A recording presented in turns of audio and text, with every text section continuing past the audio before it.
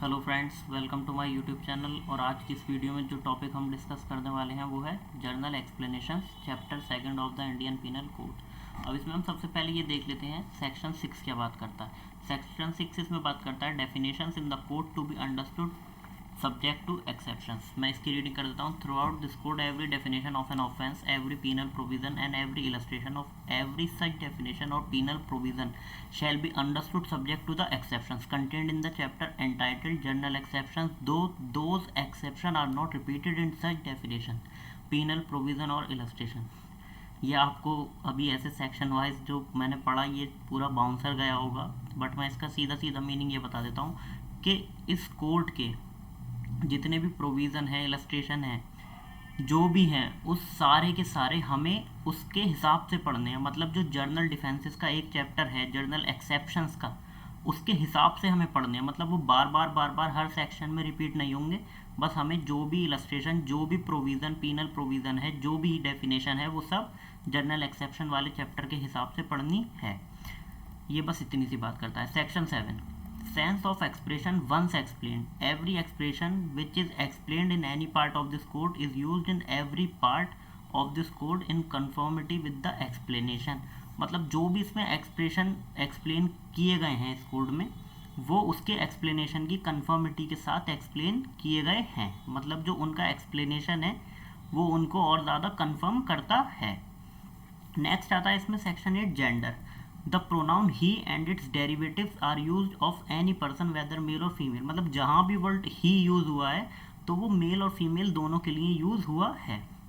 अब 9 आता है number. Unless the contrary appears from the context, word importing the singular number include the plural number and words importing the plural number include the singular number. मतलब जहाँ पे कहीं पे singular number है वो प्लूरल को इंक्लूड करता है, जहाँ पे प्लूरल नंबर है वो सिंगुलर को इंक्लूड करता है।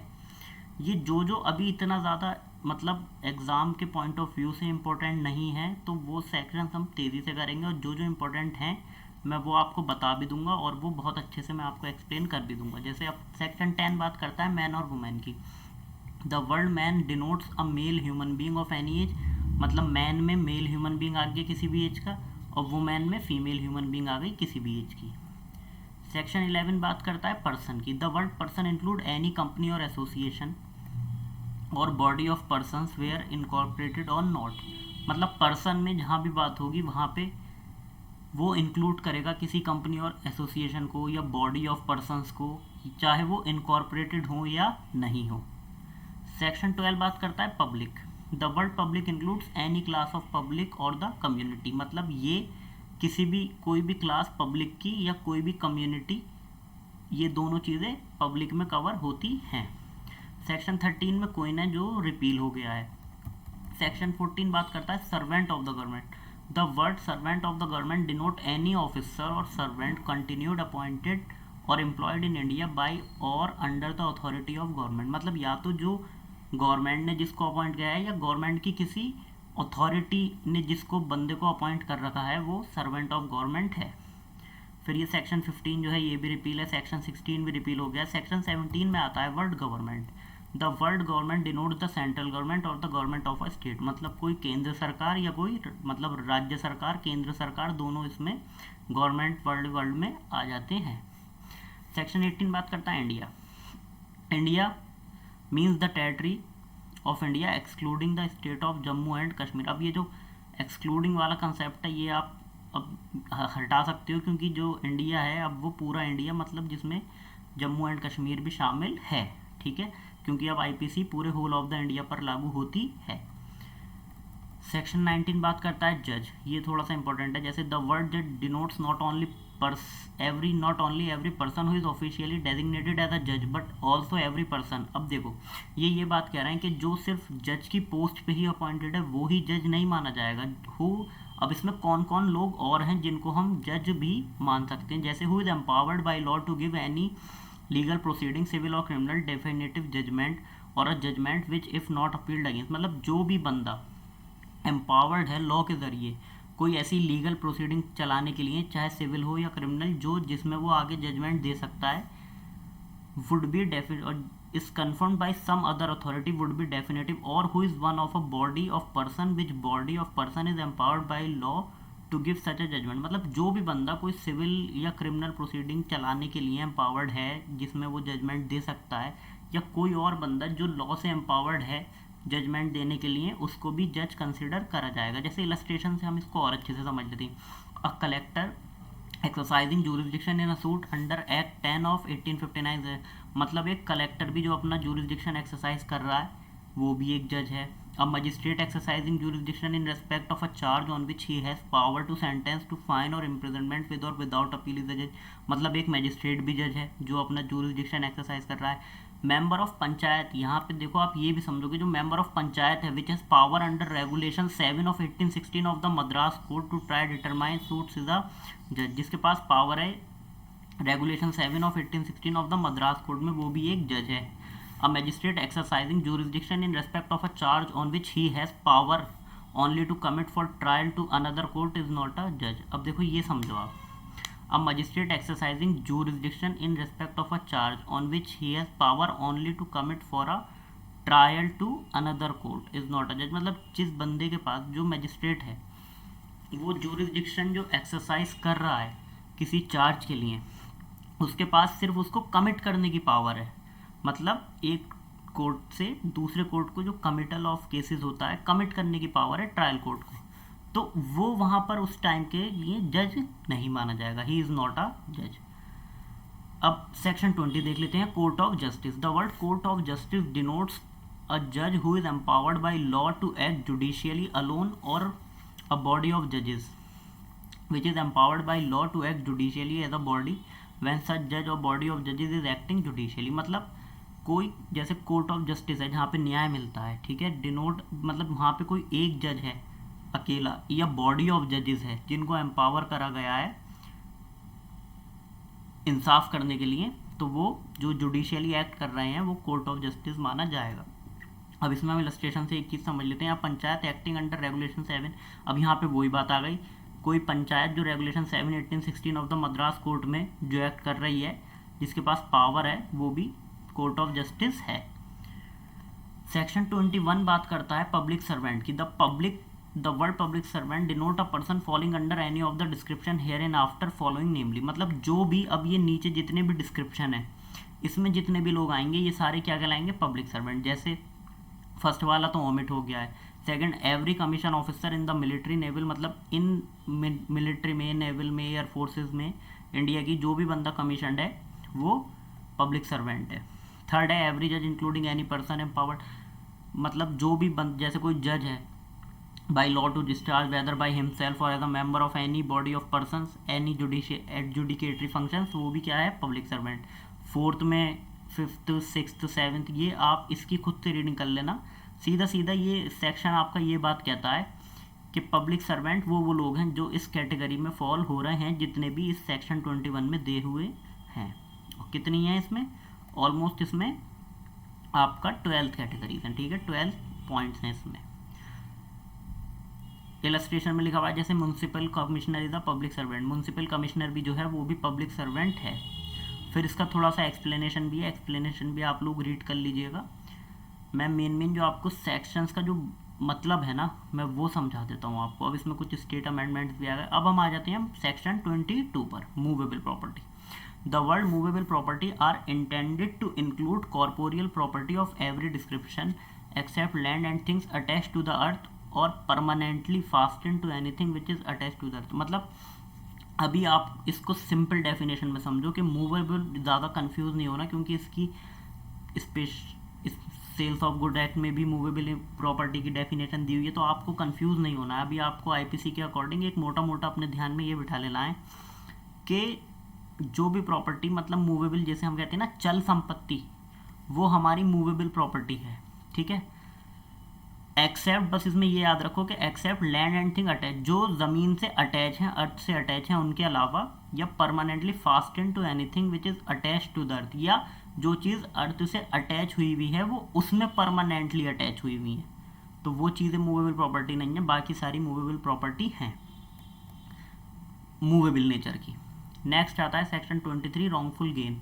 अब ये इंपॉर्टेंट सेक्शन है। जैसे wrongful gain is the gain by lawful means of property to which the person gaining is not legally entitled. अब इसमें देखो आप क्या है, रॉन्गफुल गेन मतलब वो गेन हो गया कि अगर कोई पर्सन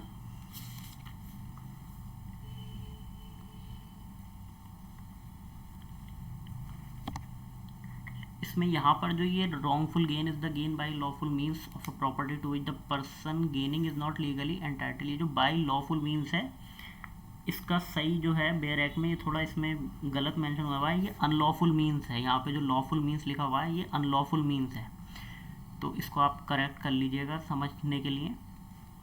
मतलब जिस गेन के लिए कोई बंदा एंटाइटल्ड नहीं है, हकदार नहीं है वो उस गेन का, वो उस गेन को ले रहा है गलत तरीके से, तो वो क्या है, रॉन्गफुल गेन माना जाएगा। रॉन्गफुल लॉस क्या है, रॉन्गफुल लॉस भी इसका थोड़ा सा अपोजिट जैसे आप समझ लो, मतलब जो बंदा किसी लॉस के लिए एंटाइटल्ड नहीं है, मतलब उसको वो नुकसान नहीं होना चाहिए था, फिर भी कोई पर्सन उसको उस लॉस के लिए उसको लॉस पहुंचा देता है किसी अनलॉफुल मीन्स से, तो वो क्या कहलाएगा, हमारा रॉन्गफुल लॉस। अब जैसे गेनिंग रॉन्गफुली और लूजिंग रॉन्गफुली, इसमें क्या है, ये एक थोड़ा सा और इसको एक्सटेंडेड तरीके से दिया हुआ है।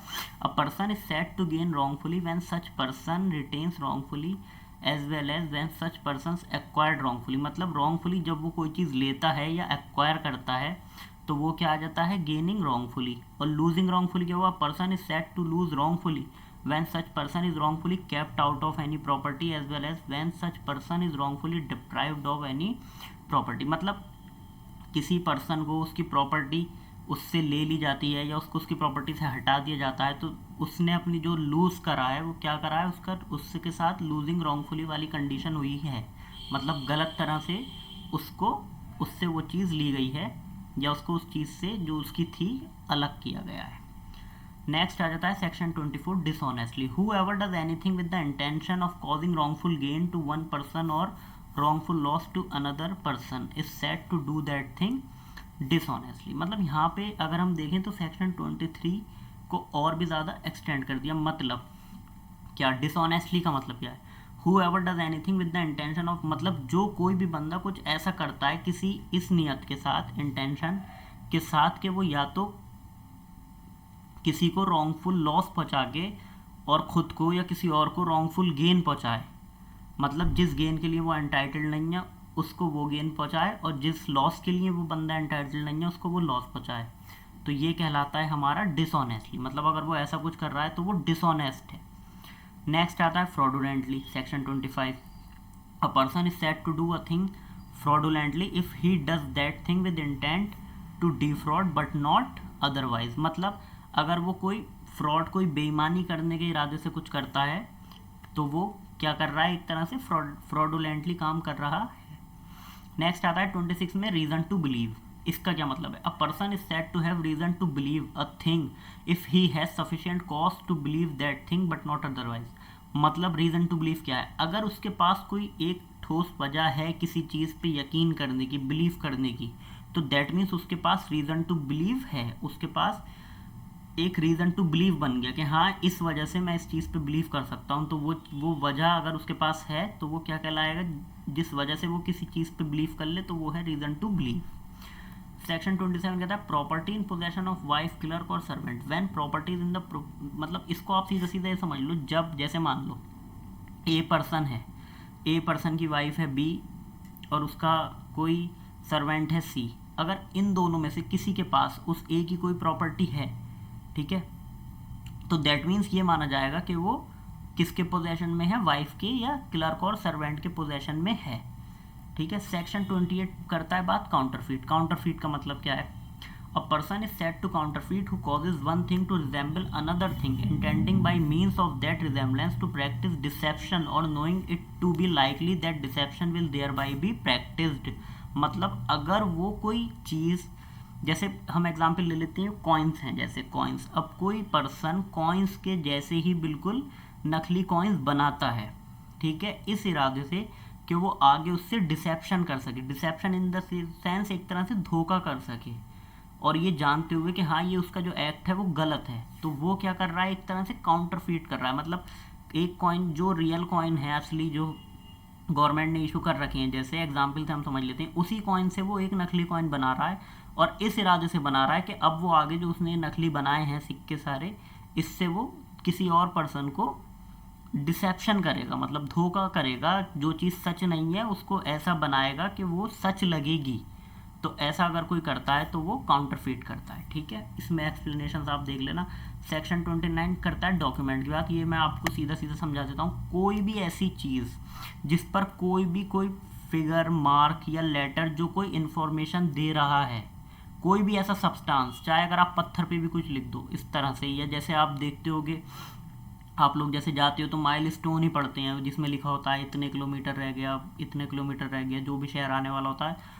तो जो भी कोई चीज़ ऐसा कोई एक्सप्रेशन दे रही है जिससे कोई हमें किसी सब्सटेंस पे हो, चाहे कोई फिगर में मार्क्स हो, कुछ भी हो, जैसे कोई एरोज ही बने हुए हैं किसी उस पर, तो दैट मीन्स ये सब चीज़ें क्या मानी जाती हैं, डॉक्यूमेंट मानी जाती हैं। ठीक है, नेक्स्ट आ जाता है इसमें इलस्ट्रेशन आप लोग देख लेना। इलेक्ट्रॉनिक रिकॉर्ड 29A में the word electronic record shall have the meaning assign to them in clause T of subsection 1, मतलब जो IT एक्ट के जो सेक्शन 2 के सब क्लॉज टी में सबसेक्शन 1 के दे रखा है वो इलेक्ट्रॉनिक रिकॉर्ड की डेफिनेशन है। Valuable security. अब वैल्यूएबल सिक्योरिटी क्या है? The word valuable security denote a document which is or purports to be a document whereby any legal right is created, extended, transferred, restricted, extinguished or released, or whereby any person acknowledges that he lies under legal liability or has not a certain legal right। मतलब जहाँ से कोई ऐसा document जिससे कोई भी legal right create हो रहा हो, या एक्सटेंड हो रहा हो, ट्रांसफ़र हो रहा हो, या रेस्ट्रिक्ट हो रहा हो, एक्सटिंग्विश्ड हो रहा हो, या रिलीज़ हो रहा हो, ठीक है, वो सारी चीज़ें, वो ऐसा डॉक्यूमेंट हमारा क्या कहलाएगा? वैल्यूएबल सिक्योरिटी कहलाएगा। जैसे कि हम इसमें इलस्ट्रेशन से समझ लेते हैं। A writes his name on the back of a bill of exchange. A ने अपना नाम बिल ऑफ एक्सचेंज के पीछे लिखा।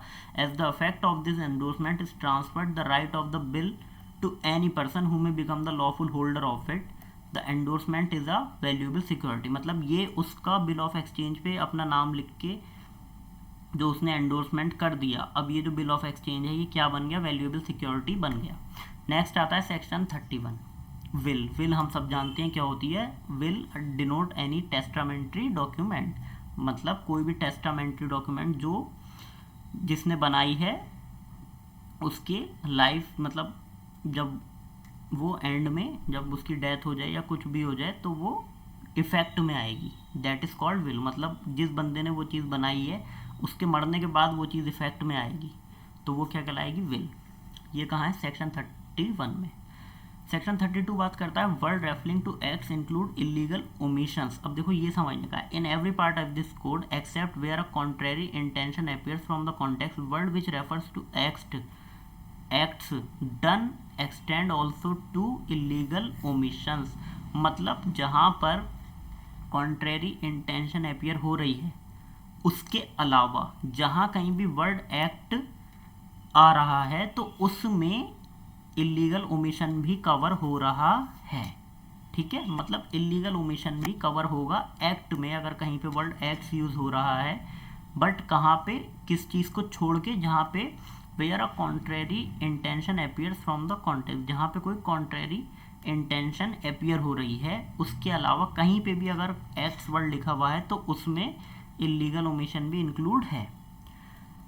सेक्शन 33 बात करता है एक्ट और ओमिशन की। मतलब the word act denotes as well as, मतलब या तो कोई सिंगल एक्ट या सीरीज ऑफ एक्ट, ठीक है, वो हो गया एक्ट, या कोई ओमिशन, सिंगल ओमिशन या सीरीज ऑफ ओमिशन, वो क्या हो गया? ओमिशन। सेक्शन 33 इतनी बात करता है। सेक्शन 34 इंपॉर्टेंट है। जैसे ये क्या बात करता है? Act done by several person in furtherance of common intention.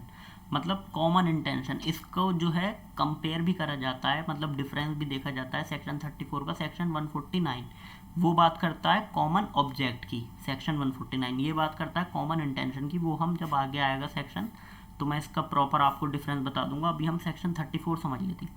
Section 34 का सीधा सीधा मतलब ये है, जब एक तो हमेशा यहाँ पे एक से ज़्यादा लोग होंगे। सेक्शन 34 जहाँ भी होगा वहाँ पे आपको ये लेके चलना है कि वो सिंगल पर्सन नहीं है, वहाँ पे एक से ज़्यादा लोग हैं। एक से ज़्यादा कितने भी हो सकते हैं। तो जहाँ पर उन सबकी इंटेंशन सेम है, ठीक है, तो वहाँ पे वो सब एक ही उसके लिए ऑफेंस के लिए लायबल होंगे। मतलब जहाँ पे उनकी इंटेंशन एक थी सबकी। जैसे मैं इसको पढ़ देता हूँ, मैंने criminal act is done by several person. In furtherance of the common intention of all, मतलब सबकी कॉमन इंटेंशन थी और सबने मिलकर एक क्रिमिनल एक्ट करा. Each of such person is liable for that act in the same manner as if it were done by him alone. हर बंदा बिल्कुल इस तरह से लायबल होगा जैसे वो उसने अकेले ने खुद ने ही करा है. ठीक है. अब सेक्शन 5 की बात करता है. When such an act is criminal by reason of its being done with a criminal knowledge or intention.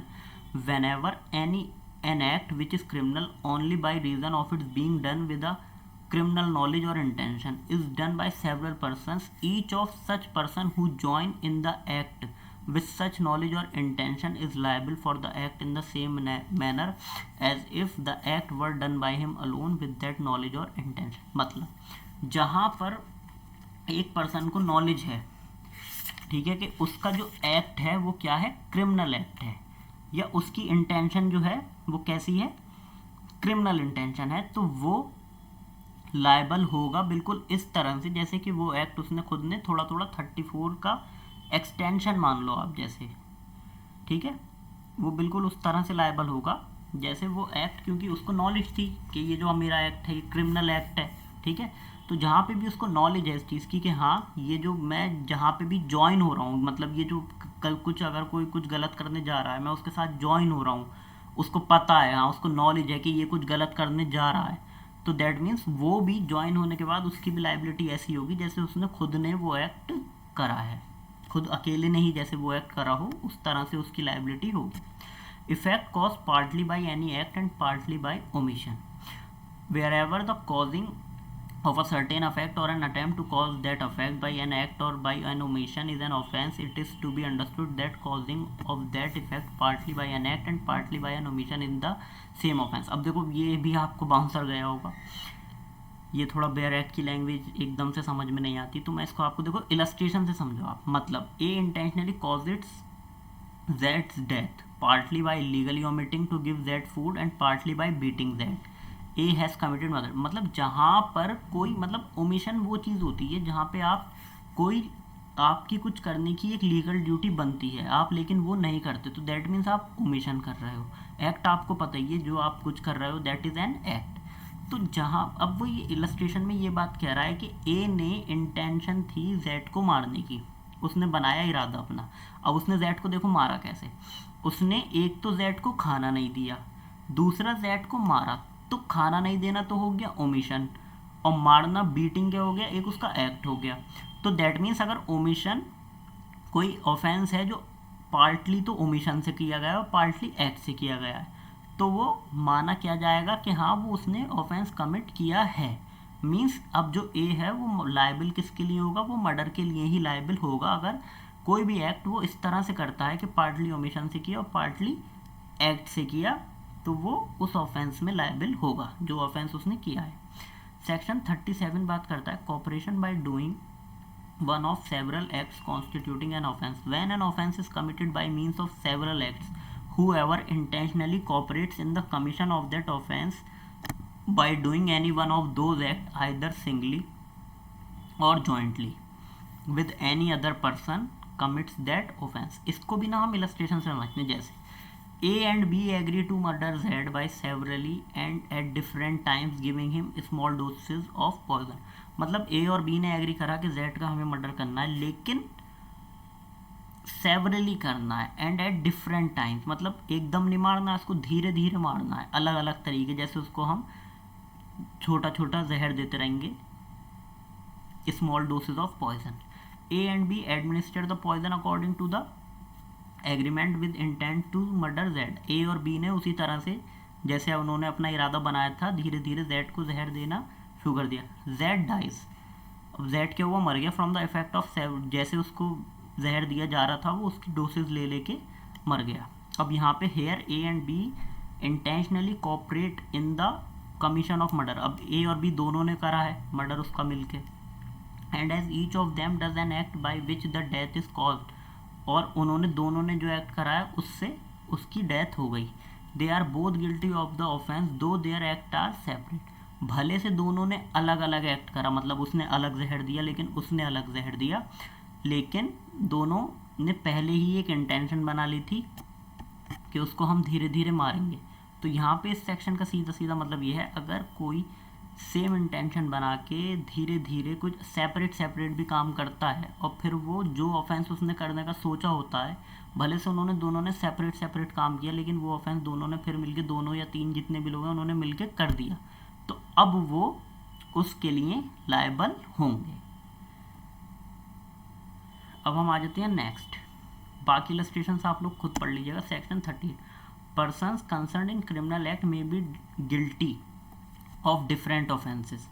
अब देखो ये समझो, where several persons are engaged और concern in the commission of an criminal act, they may be guilty of different offences by means of that act. अब इसको भी हम illustration से समझते हैं। A attacks Z under such circumstances of grave. हाँ देखो ये इलस्ट्रेशन क्या बात करती है, ये बात करती है कि ए ने जेड को ग्रेव एंड सडन प्रोवोकेशन में मारा, मतलब उसको ना एकदम से गुस्सा आया जेड की किसी बात पे और उसने एकदम जेड को मार दिया। तो जो एकदम ग्रेव एंड प्रोवोकेशन में मारा जाता है वो मर्डर में नहीं आता है, वो आता है आपका कल्पेबल होमिसाइड में।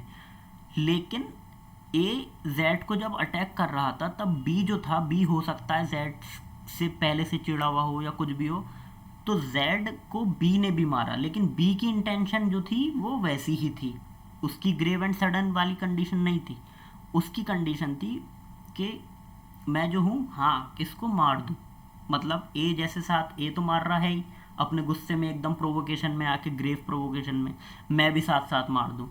तो यहाँ पे ये चीज़ बताई गई कि जिसने जो ऑफेंस किया है वो उसी के लिए लायबल होगा। मतलब ए ने ग्रेव प्रोवोकेशन में मारा तो ए मर्डर के लिए नहीं जाएगा, ए जाएगा कल्पेबल होमिसाइड के लिए। लेकिन जो बी है उसकी इंटेंशन मर्डर करने की ही थी, उसको कोई ग्रेव प्रोवोकेशन नहीं था, कुछ नहीं था, उसने सोचा कि लाओ अभी मौका है, इसके साथ मिलके मैं भी मार देता हूँ। तो जो बी है, बी जो हो जाएगा वो मर्डर के लिए नहीं जाएगा। अब आ जाता है सेक्शन 39 वॉलंटरीली। इसको सीधा सीधा इतना समझ लो आप, जब कोई इंसान अपनी स्वेच्छा से, मतलब अपनी मर्जी से कुछ करता है तो वो कहलाता है वॉलंटरीली। 40 आता है आपका section 40, offence except in the chapters and sections mentioned in clause 2 and 3 of this section, the word offense denotes a thing made punishable by this code। मतलब जो भी इस कोड में पनिशेबल है वो हमारा काय में आएगा, ऑफेंस मान लिया जाएगा। ठीक है, जो भी इस इंडियन पिनल कोड में जिसके लिए पनिशमेंट वगैरह दी गई है वो हमारा मतलब ऑफेंस है। ठीक है, इतना समझ लो आप।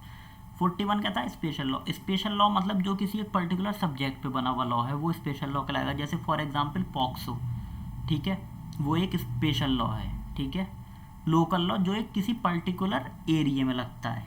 ठीक है, जो पर्टिकुलर एरिया में है, किसी इंडिया के किसी पर्टिकुलर एरिया में, जैसे यूपी के लोकल लॉज होते हैं, जैसे दिल्ली का कोई लोकल लॉ है, जैसे दिल्ली रेंट कंट्रोल एक्ट है, तो ये हमारा क्या है, लोकल लॉज। ठीक है, जो एक पर्टिकुलर पार्ट ऑफ इंडिया में है एप्लीकेबल। 43 बात करता है इलीगल और legally bound to do. The word illegal is applicable to everything which is an offence और which is prohibited by law. मतलब इलीगल वो बात करता है जो एक ऑफेंस है या जिसको लॉ में करने के लिए मना किया गया है, और which furnishes ground for a civil action, और या फिर जो कोई ग्राउंड ले आए सिविल एक्शन के लिए। And a person is said to be legally bound to do whatever it is illegal in him to omit. मतलब जो भी इलीगल उसको करने से रोका गया है तो उस इलीगल काम को रोकना ये माना जाता है कि वो लीगली बाउंड है उस चीज़ के लिए कि हाँ उसको वो काम नहीं करना है। सेक्शन 44 बात करता है इंजरी। अब देखो यहाँ पे ये समझना है कि जो इंजरी है ना वो सिर्फ यहाँ पे बॉडी की नहीं है। इंजरी किस किस की है? इंजरी बॉडी की है, माइंड की है। मतलब आप किसी को जैसे टॉर्चर कर रहे हो तो कहीं ना कहीं उसका जो माइंड है वो आप बार बार उसको कुछ उसकी कोई कमी का एहसास दिला रहे हो या कुछ भी कर रहे हो जिससे उसके माइंड पे भी इंजरी हो रही है। ठीक है, या रेपुटेशन, उसकी कोई गुडविल ख़राब हो रही है या उसकी प्रॉपर्टी ख़राब हो रही है उसकी, तो यहाँ पे इंजरी किस किस चीज़ में आई? बॉडी में आई, माइंड में आई, रेपुटेशन में आई और प्रॉपर्टी में आई। सेक्शन 45 बात करता है लाइफ की। आपको पता ही है, life of a human being. ठीक है, और डेथ की बात करता है section 46, death of a human being. 47 बात करता है एनिमल की। The word animal denotes any living creature other than a human being. मतलब कोई भी जिंदा चीज़, ठीक है, जो ह्यूमन नहीं है, मतलब ह्यूमन से अलग जो भी जिंदा चीज़ें हैं वो सब एनिमल हैं। ठीक है, vessel. The word vessel denote section 48 पढ़ रहा हूँ, anything made for the conveyance by water of human beings और ऑफ प्रॉपर्टी, मतलब जो एक तरह से इंसानों के या चीज़ों के प्रॉपर्टी के इधर उधर मूवेबल ही जाएगी, जाहिर सी बात है। ले जाने के लिए कोई ऐसी चीज़ जो पानी के रास्ते के थ्रू बनाई गई, कन्वेंस, ठीक है, तो वो क्या कहलाता है, vessel. Example ship. Section 49 year की बात करता है, ईयर और मंथ। तो जहाँ भी ईयर और मंथ आएगा तो वहाँ पे हम कौन सा ईयर और मंथ मानेंगे, जो ब्रिटिश कैलेंडर के अकॉर्डिंग होगा, ठीक है, मतलब जो कैलेंडर हम फॉलो करते हैं। सेक्शन 50 बात करता है सेक्शन की। द वर्ड मतलब जितने भी चैप्टर्स में जो इस तरह से दिए हुए हैं ये आपके, the word section denotes one of those portions of the chapter which are distinguished bye.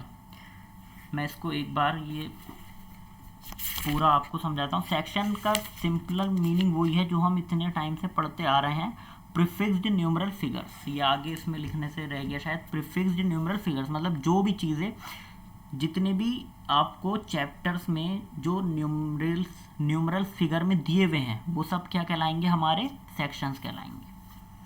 Section 51 बात करता है ओथ की। आप ओथ समझ ही गए हो, एक तरह से डिक्लेरेशन जिसे कहते हैं हम, ठीक है, किसी ऑथोराइज मतलब the word oath includes a solemn affirmation substituted by law for an oath and any declaration required or authorized by law to be made before a public servant or to be used for the purpose of proof whether in court of justice or not। मतलब किसी आप public servant के आगे कोई declaration करते हो या कोई एक ऐसी डिक्लेरेशन जो पर्पस ऑफ प्रूफ, एक प्रूफ की तरह यूज होती है कोर्ट में, तो वो क्या कहलाएगी, आपकी ओथ कहलाएगी। सेक्शन 52 बात करता है गुड फेथ। न देखो, जो भी चीज़ प्रॉपर केयर एंड कॉशन के साथ नहीं की गई है, किसके, with due care and attention के साथ, ठीक है, तो वो फिर गुड फेथ में नहीं आएगी। गुड फेथ वही चीज़ मानी जाएगी कि हाँ आपका जो था वो एक गुड फेथ था जब आपने उस काम को पूरे केयर एंड अटेंशन के साथ किया होगा। अगर आपने केयर एंड अटेंशन के साथ नहीं किया है तो फिर आप ये नहीं कह सकते कि आपने वो काम गुड फेथ में किया हो, ठीक है। 52 ये बात करता है हार्बर की। अब इसमें एक्सेप्ट इन सेक्शन मतलब 157 और 130 को हटा के जो हार्बरिंग की डेफिनेशन है वो हार्बर की वो सीधी सीधी ये है कि सप्लाइंग ऑफ अ पर्सन, किसी पर्सन को सप्लाई करना, shelter, food, drink, money, clothes, ये जितनी भी चीज़ें हैं ये सब चीज़ें उसको सप्लाई करना, तो ये सब हमारा काय में आएगा, हार्बर में आएगा, जो आपका 52A में दिया हुआ है।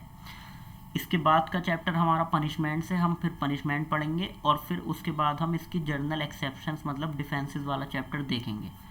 सो आई होप आपको ये वीडियो अच्छी लगी होगी। अब नेक्स्ट वीडियो में मिलते हैं और आपको इसके नोट्स मेरे टेलीग्राम चैनल पर मिल जाएंगे। So thank you, I hope you like the video. अब नेक्स्ट वीडियो में मिलते हैं, तब तक के लिए गुड बाय।